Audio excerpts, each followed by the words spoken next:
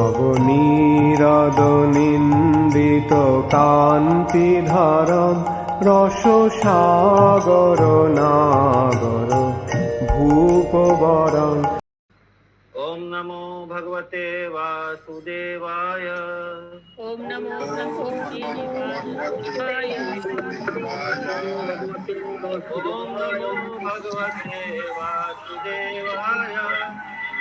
ओम नमो भगवते वासुदेवाय। ओम नमो भगवते वासुदेवाय। ओम नमो भगवते वासुदेवाय।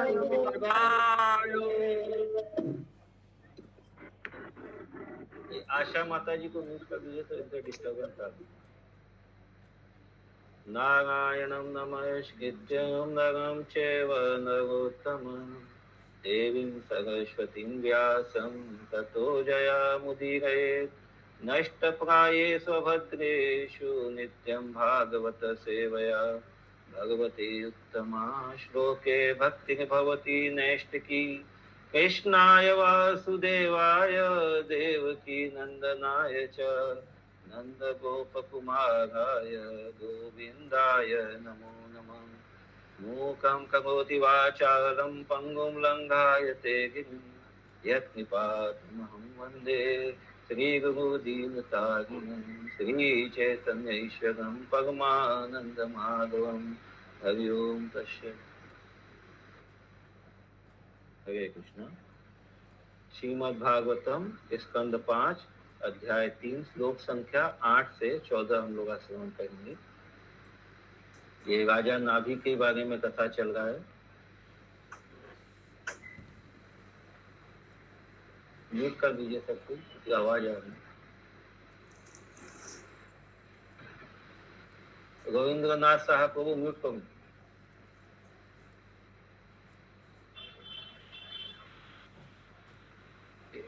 श्लोक संख्या 8।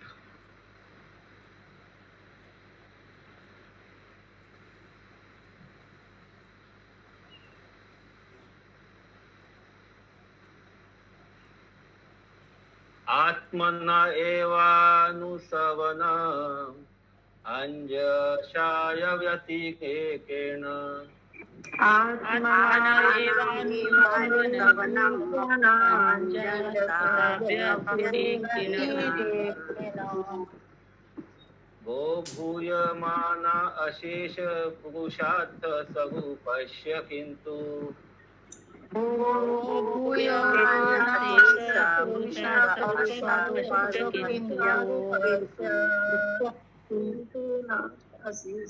नाथाशीष आशाशाननान् मेतद् अभीशं मात्रं भवितुम् अर्हति।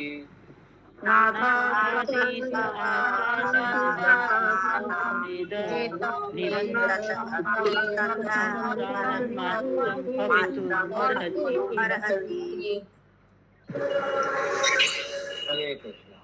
तो राजा नाभि जो है वो भगवान का स्तुति कर रहे हैं, गुणगान कर रहे हैं।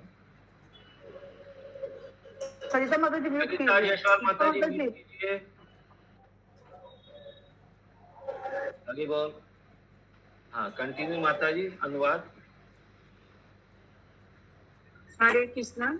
आप में प्रत्यक्षता स्वमेव निरंतर एवं असीम जीवन के समस्त लक्ष्यों एवं ऐश्वर्यों की विधि हो रही है। दरअसल आप स्वयं ही असीम सुख तथा आनंद से युक्त है। हे ईश्वर, हम तो सदा ही भौतिक सुखों के फेर में रहते हैं। आपको इन समस्त यज्ञ यज्ञों की आवश्यकता नहीं है। ये तो हमारे लिए है जिससे हम आपका आशीर्वाद पा सके। ये सारे यज्ञ हमारे अपने कर्म फल के लिए किए जाते हैं और वास्तव में आपको इनकी कोई आवश्यकता ही नहीं है। तात्पर्य: आत्मनिर्भर संपूर्ण होने के कारण परमेश्वर को बड़े बड़े यज्ञों की आवश्यकता नहीं है। जो अपने स्वार्थ के लिए भौतिक ऐश्वर्य की कामना करते हैं, उनके लिए सकाम कर्म की आवश्यकता है। अज्ञात कर्मणो अन्यत्र लोको एयं कर्म बंधना यदि हम परमेश्वर को प्रसन्न करने के लिए कर्म नहीं करते तो हम माया के कार्यों में लग जाते हैं। हम किसी विशाल मंदिर का निर्माण करके हजारों डॉलर व्यय कर सकते हैं, किंतु ईश्वर को ऐसे मंदिर की आवश्यकता नहीं है। ईश्वर के पास अपने निवास के लिए ऐसे लाखों मंदिर है। उन्हें हमारे प्रयास की कोई आवश्यकता नहीं है। उन्हें स्वर्ग के कार्य कदापि नहीं चाहिए। ऐसा कार्य तो हमारे आत्मलाभ के लिए होता है, क्योंकि यदि हम अपने धन को विशाल मंदिर निर्माण कार्य में लगा देते हैं तो हम अपने प्रयास के बंधन से मुक्त रहते हैं। ये हमारे कल्याण के लिए है। साथ ही यदि हम भगवान के लिए कुछ अच्छा कार्य करते हैं तो ये प्रसन्न होकर हमें आशीर्वाद देते हैं। निष्कर्ष के रूप में यह कहा जा सकता है कि ऐसे विशाल आयोजन ईश्वर के लिए नहीं अपितु हमारे अपने लिए होते हैं। यदि हम किसी प्रकार से ईश्वर का आशीर्वाद प्राप्त कर सके तो हमारा अंतःकरण पवित्र हो जाता है और हम भगवान के धाम वापस जाने के भागी बन जाते हैं। हरे कृष्ण। हरे कृष्ण। कोई प्रश्न है किसी का? तो यदि हम अपने कर्मों को भगवान से जोड़ देते हैं तो वो सब क्या हो जाते हैं? बंधन से मुक्त रहते हैं, कर्म के बंधन से मुक्त। श्लोक संख्या 539।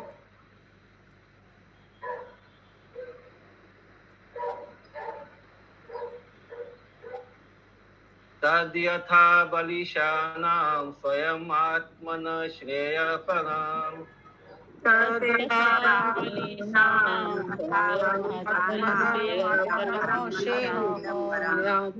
विदुषां परं परं पुरुष प्रकर्ष करुणया स्व विदुषां परं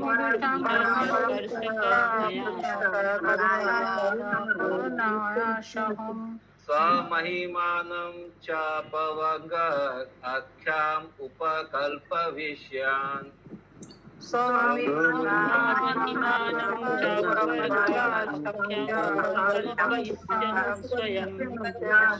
स्वयं नापचित एवेदर वद इहोपलक्षित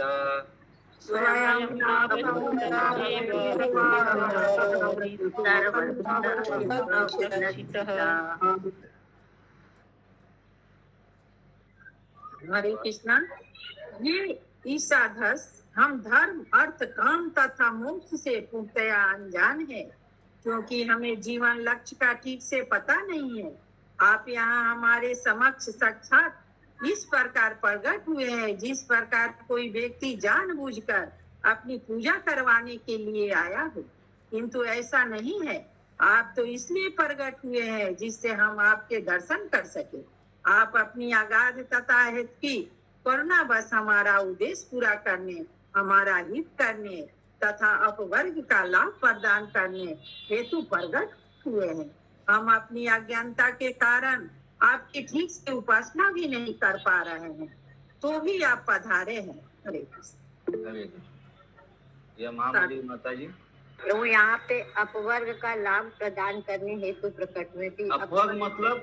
अपवर्ग मतलब भगवान का जो जैसे जो भौतिक नहीं है, आध्यात्मिक है, आध्यात्मिक हायर। हाँ, हम लोग जो है ये इसमें आता ना, क्या बोलते हैं, लोअर इसमें है, निम्न क्षेत्र में। वो अपवर्ग मतलब उच्चतर, हायर टेस्ट है। उसका आस्वादन कराने के लिए भगवान हम लोग को मौका देने के लिए प्रकट होते हैं। वो अपना पूजा करवाने के लिए नहीं, उनका कोई उद्देश्य नहीं। जीवों का उद्धार ही उनका उद्देश्य है। हरे कृष्ण। तात्पर्य, भगवान विष्णु स्वयं यज्ञ स्थल पर उपस्थित हुए, किंतु इसका अर्थ यह नहीं कि उनका कोई निजी स्वार्थ था। इसी प्रकार मंदिर में अर्चा भी रहता है, मात्र अपनी अहित की करुणा से भगवान उपस्थित होते हैं जिससे हम उनका दर्शन पा सके। हम दिव्य दृष्टि न होने के कारण ईश्वर के सत्य चित्त आनंद विग्रह को नहीं देख सकते। हमें पत्थर तथा लकड़ी के समान स्थूल पदार्थ दिखाई पड़ते हैं, इसलिए वे मंदिरों में पत्थर तथा लकड़ी का रूप धारण करके हमारी सेवा स्वीकार करते हैं। ईश्वर की अहित की कृपा का प्रदर्शन है। यद्यपि उनकी ऐसी वस्तुओं के प्रति कोई रुचि नहीं है, किंतु हमारी प्रेमा भक्ति प्राप्त करने के लिए वे ऐसा करते हैं। वास्तव में हम भगवान की पूजा के लिए उपयुक्त सामग्रियों की भेंट चढ़ा भी नहीं सकते, क्योंकि हमें कोई ज्ञान नहीं है। मात्र हित की कृपा बस ही महाराज नाभि के यज्ञ स्थल में परमेश्वर प्रकट हुए। हरे कृष्ण। हरे कृष्ण। इसका एक अर्थ ये भी होता है कि हम लोग भगवान को बाध्य नहीं कर सकते कि भाई हमने फलाना यज्ञ किया है या हम ये व्रत कर रहे हैं तो आपको प्रकट होना पड़ेगा। भगवान को हम लोग किसी बंधन से नहीं बांध सकते।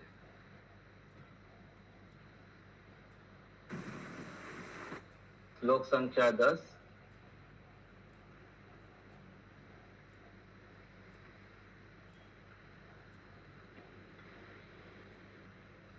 अथा एवम् अरोहियांतं यहि भगिष्यति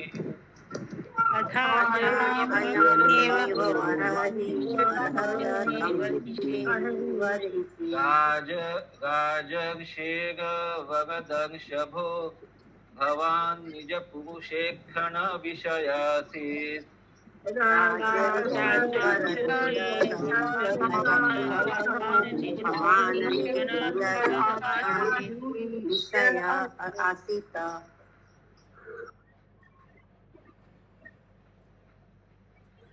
हरे कृष्ण। ये पूज्यतम, आप समस्त वरदायकों में श्रेष्ठ है और राजर्षि नाभि की एक शाला में आपका प्रगट हमें आशीर्वाद देने के लिए हुआ है।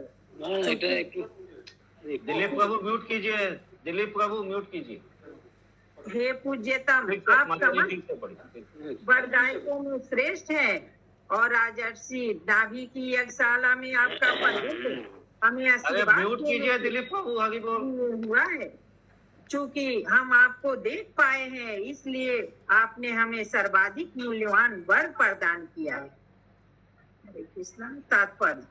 निज पुरुष इच्छा विषय भागवत गीता 9.29 में श्री कृष्ण कहते हैं, समोहम सर्वभूतेषु, मैं किसी से द्वेष नहीं करता और न किसी का पक्षपात करता हूँ। जीव मात्र में मेरा समभाव है, परंतु जो प्राणी भक्ति भाव से मेरी सेवा करते हैं वे मेरे प्रिय मित्र है और मुझ में ही स्थित है और मैं भी उनका प्रिय हूँ, उनमें हूँ। भगवान सबके लिए समान है। इस अर्थ में न तो उनका कोई शत्रु है न कोई मित्र।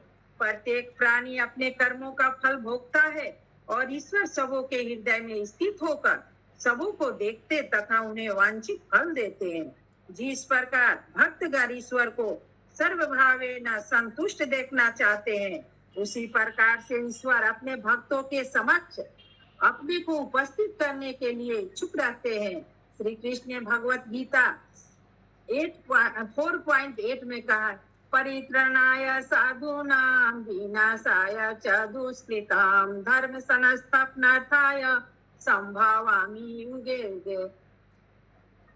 भक्त जनों का उद्धार, दुष्टों का विनाश तथा धर्म की फिर से स्थापना के लिए मैं युग युग में प्रकट होता हूँ। इस प्रकार श्री कृष्ण का आविर्भाव अपने भक्तों को भवबंधन से छुटकारा दिलाने तथा संतोष देने के लिए होता है। वे केवल दुष्टों को मारने के लिए अवतार नहीं लेते, क्योंकि इस कार्य को तो उनके दूत भी कर सकते हैं। महाराज नाभि के यज्ञ स्थल में भगवान विष्णु का प्रकट होना राजा तथा उनके अनुचरों को प्रसन्न करने के अतिरिक्त और कुछ न था, अन्यथा वहां उनके उपस्थित होने का कोई प्रयोजन नहीं था। हरे कृष्ण। श्लोक संख्या 11।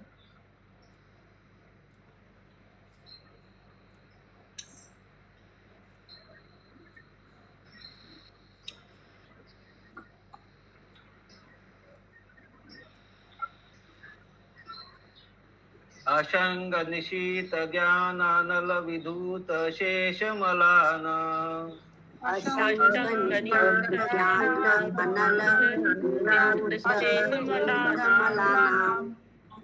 भक्त स्वभावानाम् आत्मनामानाम्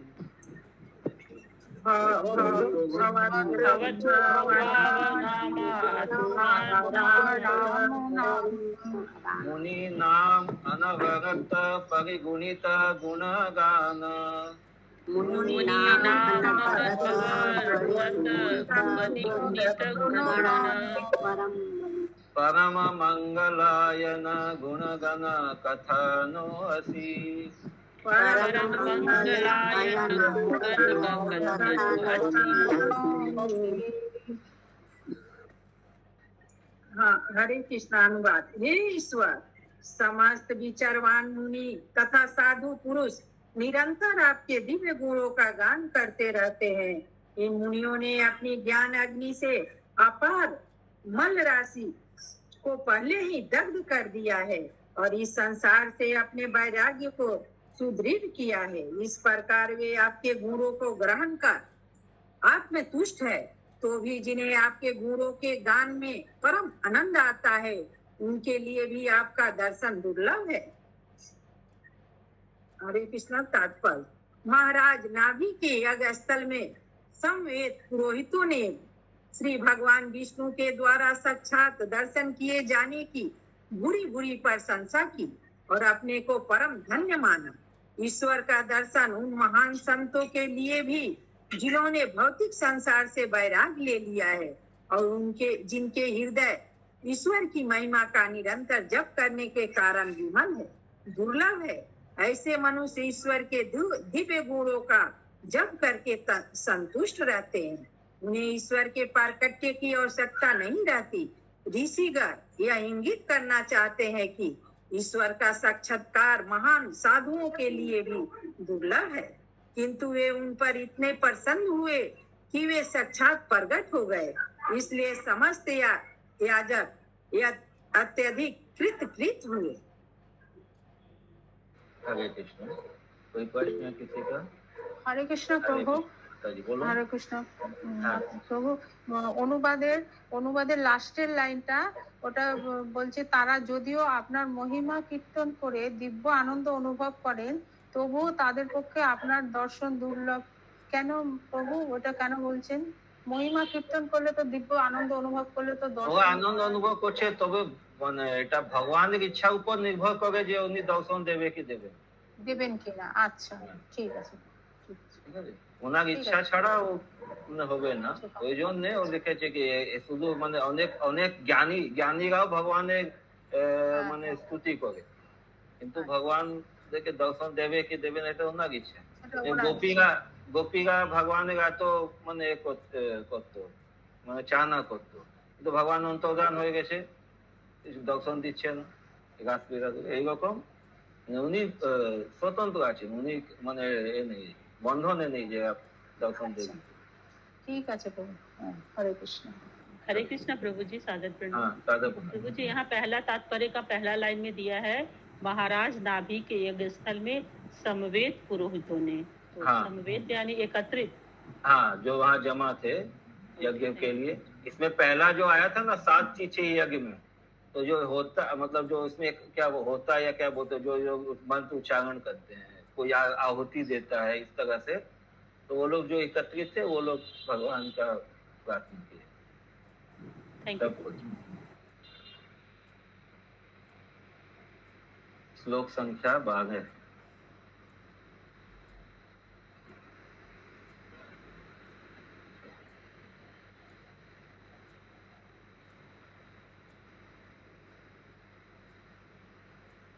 अथ कथञ्चित् स्खलनाच्युतपतनजिह्वान्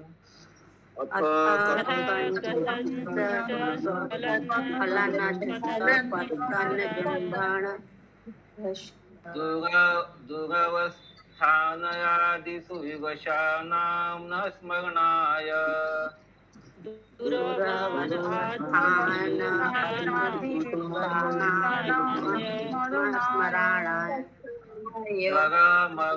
मरणदशायामपि सकलकश्मलनिरसनानि तव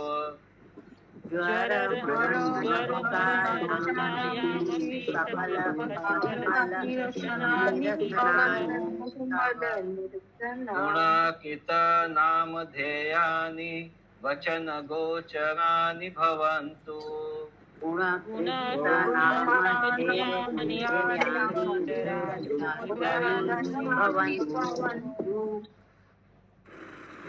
हरे कृष्ण। ये अर्थ अनुवाद। हे ईश्वर, पदगामी खुदार्थ पतित आगे बोल, म्यूट करूं को? अनुवाद। हे ईश्वर, संभव है कि हम कम कपाने, भूखे रहने, गिरने, जमाई लेने या ज्वर के कारण अशोक प्रभु म्यूट कीजिए। मृत्यु के समय सोचनीय रुग्ण अवस्था में रहने के कारण आपके नाम का स्मरण न कर पाए।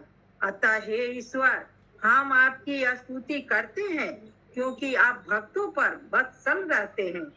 आप हमें अपने पवित्र नाम, गुण तथा कर्म को स्मरण कराने में सहायक हो, जिससे हमारे पापी जीवन के सभी पाप दूर हो जाए।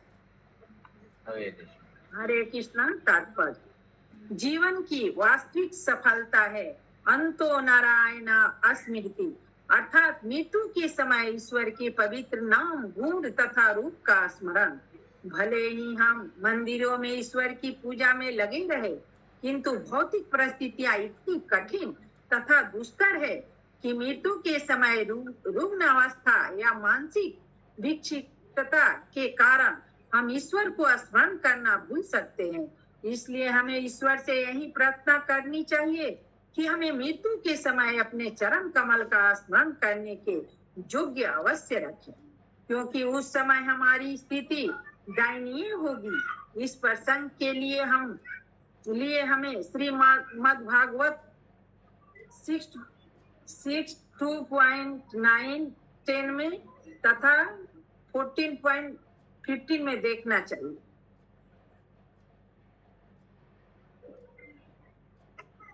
हरे कृष्ण। हरे कृष्ण। श्लोक संख्या 13।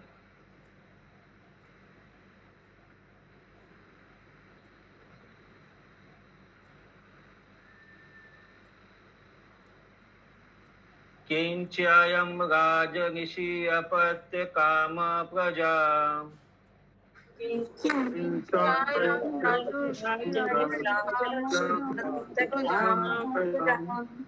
भवाद् ऋषिम् आशशान ईश्वरम् आशिषा।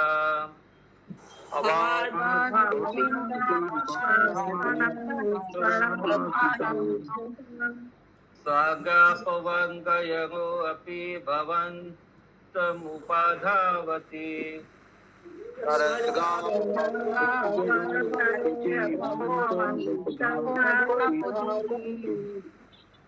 प्रजायामर्थ प्रत्ययो धनदमिवा धनफलीकरणम्।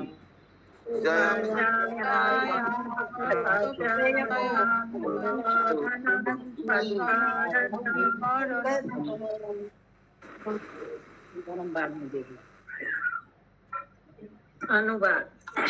हे ईश्वर, आपके समक्ष महाराज नाभि है, जिनके जीवन का परम लक्ष्य आपके ही समान पुत्र प्राप्त करना है। हे भगवान, उसकी स्थिति उस व्यक्ति जैसी है जो एक अत्यंत धनवान पुरुष के पास थोड़ा सा अन्न मांगने के लिए जाता है। पुत्र इच्छा से ही वे आपकी उपासना कर रहे हैं। यदि आप उन्हें कोई भी उच्चस्त पद प्रदान कर सकने में समर्थ है, चाहे वह स्वर्ग हो या भगवत धाम का मुक्ति लाभ। तात्पर्य: पुरोहित कुछ झेपक करने लगे थे कि राजा नाभि ईश्वर तो संकोच करने लगे थे। पुरोहित कुछ संकोच करने लगे थे कि राजा नाभि ईश्वर से पुत्र का वर प्राप्त करने के लिए इतना बड़ा यज्ञ कर रहे हैं। ईश्वर उन्हें स्वर्ग या वैकुंठ लोक भेज सकते हैं। श्री चैतन्य महाप्रभु ने हमें शिक्षा दी है कि भगवान तक कैसे पहुंचा जाए और कैसे श्रेष्ठ वर मांगा जाए। वह कहते हैं, न धनम न जनम न सुंदरी कविता व जगदीश काम है। वे भगवान से कोई भौतिक वस्तु नहीं मांगना चाहते। भौतिक ऐश्वर्य का अर्थ है धन, उत्तम कुल, सुंदर पत्नी तथा अनेक अनुचर। किंतु बुद्धिमान भक्त ईश्वर से ऐसी वस्तुओं की याचना नहीं करता, बस उसकी तो प्रार्थना है। मम जन्मानि जन्मनीश्वरे भक्त भक्ति रे हेतु की तई। वे ईश्वर की प्रिय सेवा में निरंतर लगे रहना चाहते हैं। वे न तो स्वर्ग चाहते हैं न भव बंधन से मुक्ति। यदि ऐसा होता तो श्री चैतन्य महाप्रभु ने कदापि यह न कहा होता मम जन्मनी जन्मनी। जब तक कोई भक्त भक्त बना रहता है उसके लिए इसका कोई महत्व नहीं रहता कि वह जन्म जन्मांतर जन्म लेता रहे अथवा नहीं। शाश्वत स्वतंत्रता का वास्तविक अर्थ है भगवान के धाम को वापस जाना। भक्त को भौतिक वस्तुओं से कोई सरोकार नहीं रहता। यद्यपि नाभि महाराज विष्णु जैसा पुत्र चाहते थे, किंतु ईश्वर के समान पुत्रेच्छा भी इंद्रिय तृप्ति का एक रूप है। शुद्ध भक्त तो ईश्वर की प्रेमा भक्ति में लिप्त रहना चाहता है। हरे कृष्ण। हरे कृष्णा। हरे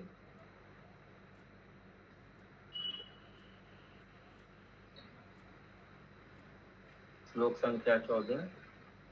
को वा इह ते अपराजितो परिजितव्य मया मायया अनवशिता।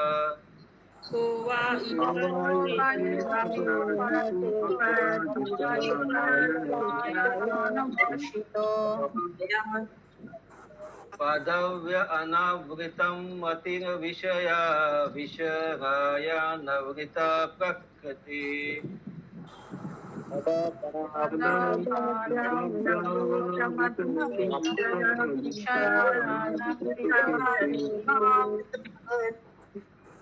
अनुपाशित महच्चारण।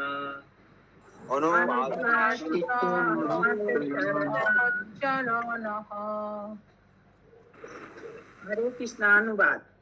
हे ईश्वर, जब तक मनुष्य परम भक्तों के चरण कमलों की उपासना नहीं करता तब तक उसे माया परास्त करती रहेगी और उसकी बुद्धि मोहग्रस्त बनी रहेगी। दरअसल ऐसा कौन है जो विश्व तुल भौतिक सुख की तरंगों में न बहा हो। आपकी माया दुर्जय है। न तो इस माया के पथ का कोई न तो इस माया के पथ को कोई देख सकता है, न इसकी कार्य प्रणाली को ही कोई बता सकता है। तात्पर्य। महाराज नाभि पुत्र प्राप्ति के लिए महान जग करने में तुल्य थे। हो सकता है कि उनका पुत्र भगवान के ही समान उत्तम हो, किंतु ऐसी इच्छा चाहे छोटी हो या बड़ी माया के प्रभाव से ही मन में आती है। भक्त कभी भी अपनी इंद्रिय तृप्ति के लिए किसी वस्तु की कामना नहीं करता। इसलिए भक्ति को निष्काम अन्य अभिलाषिता शून्य कहा गया है।